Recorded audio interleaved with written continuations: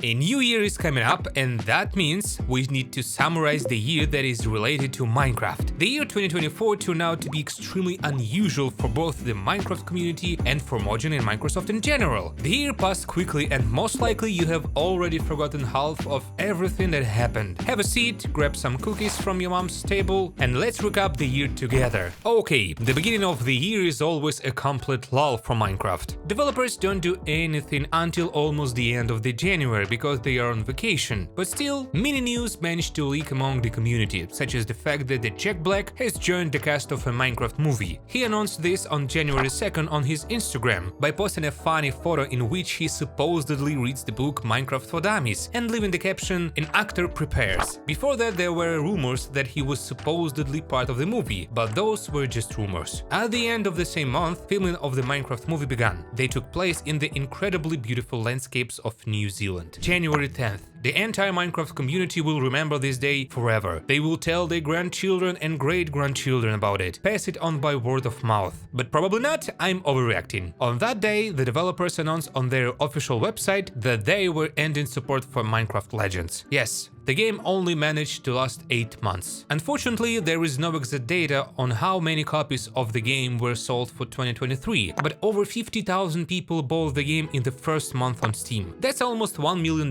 in revenue.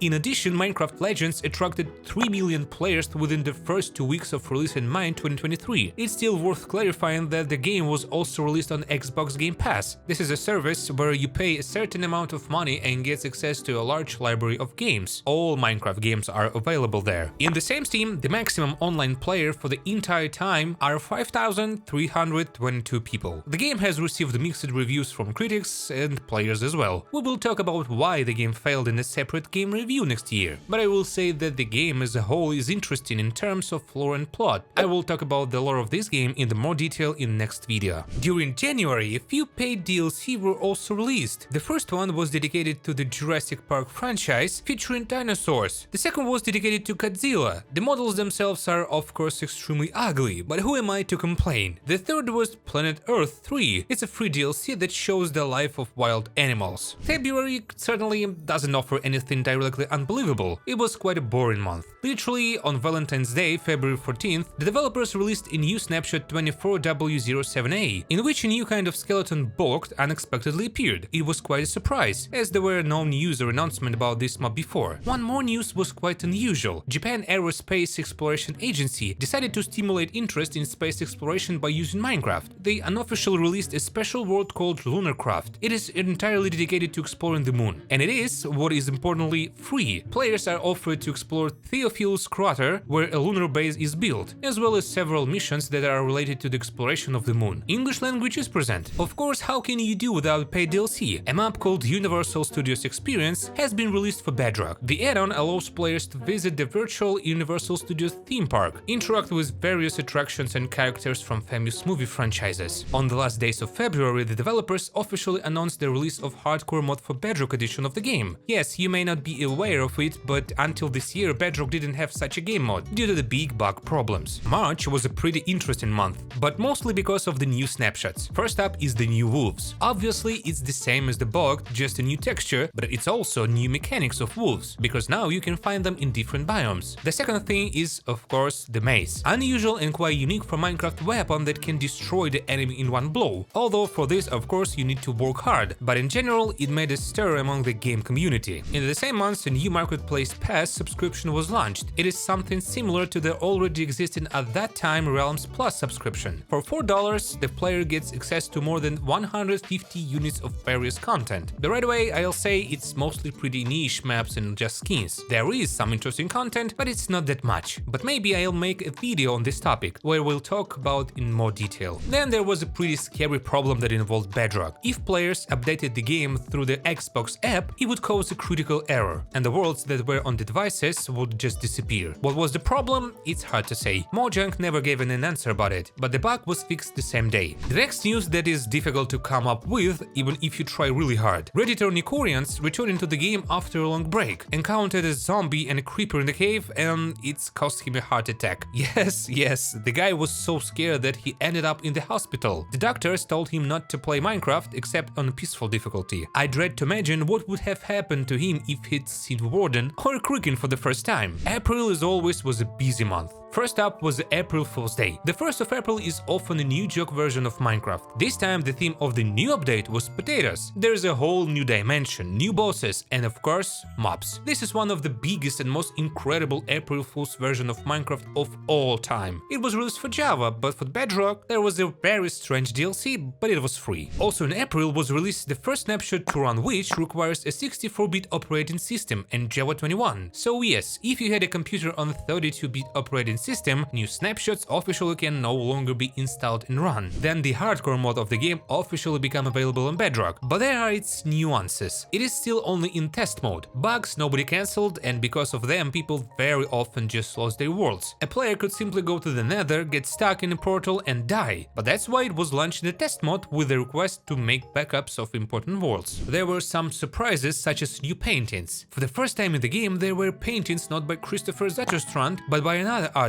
They are different from the original paintings, but there were only a few of them. Many fans of the game were extremely excited about such a new feature. On April 12th, it was announced that the filming of Minecraft movie was officially completed. This was announced by Jason Momoa, who posted a similar photo, where you can see Jack Black and the crew. Yes, filming lasted only 85 days. It is certainly extremely short, but what will be the result we will find out in April 2025. On April 23rd was released a long-awaited update, Armored Paws, or rather the game drop. It introduced armadillos, new wolves and new armor for them. Officially we can say that this was the second game drop in the history of Minecraft. The first one was Beds and Pots. Almost at the very end of the month, the official YouTube channel released Minecraft Monthly, in which Agnes revealed that the title of the full 1.21 update will be called Tricky Trails, but of course no official release date was given. The last big news of April was the release of paid DLC, which was dedicated to the cartoon Kung Fu Panda 4. I played it and I will say that it came out pretty good. The jokes are still there, the plot is simple, but it's still fun to explore. I can recommend it. May for Minecraft was the most interesting and rich news. After all this year, the game turned a whole 15 years old, already quite an adult teenager. Okay, but first things first, there are 15 more new paintings released. This time Kristoffer Zetterstrand returned and created new paintings in his own style. Especially they were unique, because the world has not seen them yet. By the way, he even organized a real exhibition in Sweden, where he demonstrated all his new paintings, including those that were added to the game. When the Minecraft turned 15 years old, the developers announced that we will be receiving as many as 15 incredible gifts. There is no sense to tell about each of them, I have already made a separate video on this topic. I will tell you only about the most interesting ones. It was not a gift, but when a player typed in Google the word Minecraft or something related to the game, at the bottom of the page came out a block of grass. After you clicked on it, the destruction mode was activated. The player could upgrade to break different blocks and travel through the biomes, and even dimensions of Minecraft. People in all honesty even began to contest who will beat this Minecraft faster. There were also 3 new capes: Twitch, TikTok and Celebration. The Twitch cape could be obtained by watching any Minecraft stream on Twitch for 10 or 15 minutes. The TikTok cape could be obtained after watching a live stream for 3 minutes. And here's a Celebration one with Creeper, just for existing and playing Minecraft. Just in case, I'll mention that there is no longer an option to get them. Then in honor of the celebration, the incredible journey of 15 years map was released. It has a lot of different mini games, all kind of information and just fun atmosphere. The map is completely free, everyone can download it and play. However, it is available only for Bedrock. Java this time was left out. In the last days of May, it was announced that Microsoft and Mojang are launching a new offline event called Villagers Rescue. This is roughly speaking a paid quest room where players have to go through various rooms, collecting and mining various resources. A special in-game cape is given for completing this event. It looks very nice, available on both Java and Bedrock. It's hard to call it news, but in the same month rumors started to rumors spread about Minecraft appearing on Steam. Almost everyone was talking about it. Even there was a page in Steam, but everything turned out to be fake, and in fact, it was not planned. Although other games of the series have been sold in Steam for a long time. Toward to the end of May, there was two good news. The first was the announcement of the official release date for update 1.21. Again, it was announced in the new episode of Minecraft Monthly. The release date was scheduled for June 14th. The second news was highly unusual. Netflix, together with Mojang, announced that they are working on an animated series based on Minecraft. Wildbrain, the studio that worked on Sonic Prime and Ninjago Dragons Rising, is creating it. It looks like we'll be told some original story. We don't know when the series will be released yet, but I'm guessing somewhere around 2025. June has been pretty mediocre, to be honest. First things first, I'll say about the crochet set. Yeah, it's weird, but it's really cute. Woobles has partnered with Mojang to create crocheted version of Creeper, Piggy and Warden. The price for all three kits is $130. The kit has everything you need to knit your own plush toys, but it's still extremely expensive. After that, another rather odd add-on for Bedrock came out. It's Tetris, although not in its usual sense, only figures from this game. Breaking these pieces, the player gets shards, with which you can craft tools and blocks in the style of Tetris. The most high-profile event this month was the release of the 1.21 Tricky Trails update. The game features a new structure called Trial Chambers, where new spawners summon waves of monsters. For beating, the player receives all sorts of items as well as keys. These keys can be used to open vaults that give more valuable loot, such as heavy core, with which you can create a mace. I explained more about this update in a separate video. That month, the native version of Minecraft for PlayStation 5 finally started testing. Yes, maybe some people didn't know, but all this time on the PS5, the game was running on the backwards compatibility. This means that the game didn't use the full power of the new console. No exact release date has been announced, only offering players to participate in beta testing. July this time was able to please much better. This month there was a competition from the MCC team called Ender Cup. Minecraft YouTubers competed in various mini games. At the same time, the players were not left out. Nox Crew created a special online event where everyone could perform daily tasks for 5 days and get a unique cape dedicated to the anniversary of Minecraft. It turned out pretty good, but there was an extremely amount of grind. The cape became available for Bedrock and Java. Currently, you can get it. At the end of the month, the official Minecraft Twitter account posted a picture like this, captioning it, "Geography class is in session. All will be nothing, but on the map, which was held by the player, were depicted volcanoes. If anyone doesn't know, there are no volcanoes in the game, and maybe it was a small teaser for the future of Minecraft, but so far there are no visible hints about it." August was the most boring month yet. Almost nothing interesting except for the release of experimental features. First, the developers went back to improving bundles. This time they promised to finalize everything and release them in a new drop. Secondly,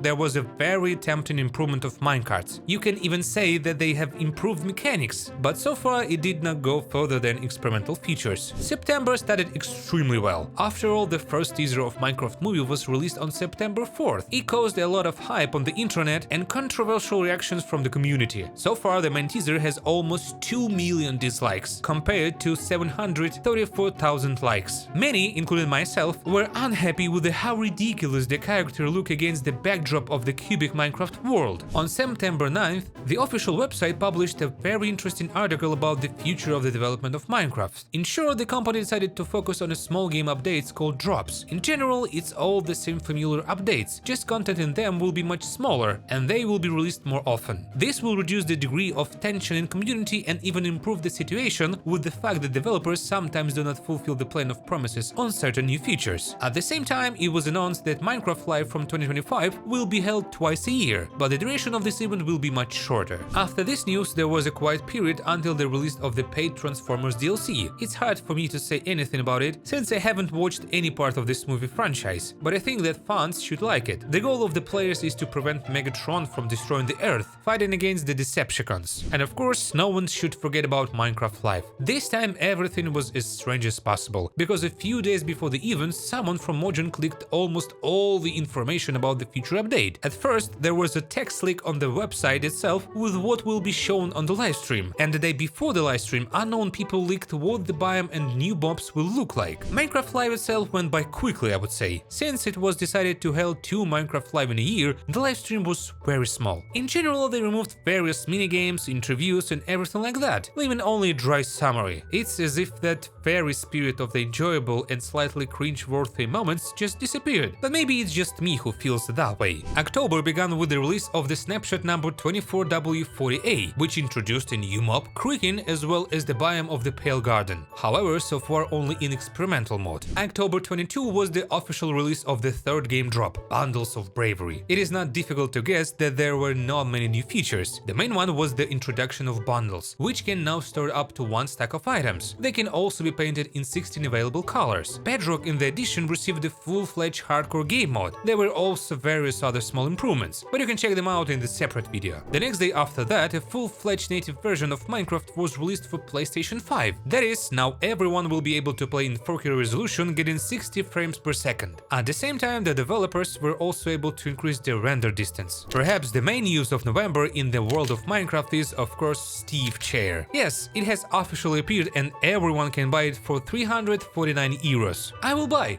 Rob 2, please. In honor of the release of the second part of Moana, a unique and of course paid DLC was released for Minecraft. Let me tell you right away, it is extremely small. You can finish it in about 40 minutes. But some plot twists or events from the second part of the cartoon are not present here. Only a small part of the characters, mostly shown the location from the first part. Shortly before the release of the first full trailer of Minecraft movie, the creators released a short film in which they showed the process of creating props and showed the details of its development. The film was really entertaining considering that all props were all handmade. It was fascinating to watch. On November 19th, the trailer was finally released, which put everything in its place. It was funny and hilarious. Warner Brothers listened to the criticism and corrected the graphics a bit. Now live actors did not stand out so much against the backdrop of the cubic world of Minecraft. In general, the audience liked it. About this can say the ratio of likes to dislike. Almost 400,000 likes and only 50,000 dislikes. I believe that this is quite an excellent result if you compare with previous rates. By the way, the company Merlin Entertainments received the rights to create theme parks in style of Minecraft. In 2026, the first attraction will appear in the UK and in 2027 in the US. There are no exact dates, they are only concept arts of how they may look in the future. December started off with the winter drop, aka the Garden Awakens. Players can fully enjoy the new biome, explore it and came face to face with the Creaking, a new creepy mob that chases the player if he is not looking at it. The drop is small, but it's pretty cool. I told about it in more detail in a separate film. In honor of the release of this update, Mojang decided to create a challenge for the community. It was necessary to place 15 million resin blocks and defeat 75 millions of the Creaking. For this, Bedrock players will get a unique emote and cosmetic items for the character, while Java players will get a skin. Yes, this prize is very funny and ridiculous in my opinion. The players did well and completed the challenge in just 6 days. I have never played Just Dance, but for this game we released a separate map with the theme of Minecraft and remix of the Pigstep song. What's also funny is that Just Dance also turned 15 years old this year. This month also brought a new paid DLC based on the movie Avatar. Let me clarify that the action of the add-on has nothing to do with the movie. There are new characters here who have their own way of becoming full members of their tribe. I played, I liked it, and what is important, the map is much bigger than Moana was. It was unexpected, but to celebrate the release of the update even more, the guys from Blockwork Studios in cooperation with Mojang created an online event Eerie Mojang Office Party. The main prize for completing 5 daily challenges is a unique Eyeblossom Cape. This time it was much cooler than with the last cape. You didn't have to grind so much to get it. The event has passed, the cape is no longer available. In the same month, it became known that guy named Kian Bros, a content creator from Sweden, decided to sue Microsoft and Mojang. He collected over $100,000. You can learn more about this in plenty of videos on YouTube. For Bedrock, Minecraft finally released a very cool add-on Action and Stuff. This is a pack that adds various animations for the player, mobs, and the whole world of Minecraft. That is, the very animations of movement from the official trailers of Minecraft updates are available in Bedrock. The pack is paid, it's not cheap, but it's really worth it. I liked everything except for the strange textures of items. They are not really hit to me. Overall, I recommend it. Everything in the world of Minecraft came to a close as the developers released a summary of this year's statistics. For example, we created 2 million maces and opened 24 million vaults, of which 4 million ominous. There is still a lot of information there, the video is interesting, I advise you to watch it. Okay, it's kind of a good time to summarize my results and wish you something good. I think I will. This year I haven't done as many videos as I would have wanted, but overall it's not bad. I'm evolving, improving my style of presentation, editing and everything else. Hopefully the trend will continue. I will not make any predictions for next year. I wish you only strong health, strength and a lot of joy. And I will try to help with the last one by publishing new videos. While you're waiting for them, watch these. They are also very interesting. Subscribe to this channel, put thumbs up and click on the bell. Well, hail from from you again as we discover Minecraft in a new way. Happy 2025!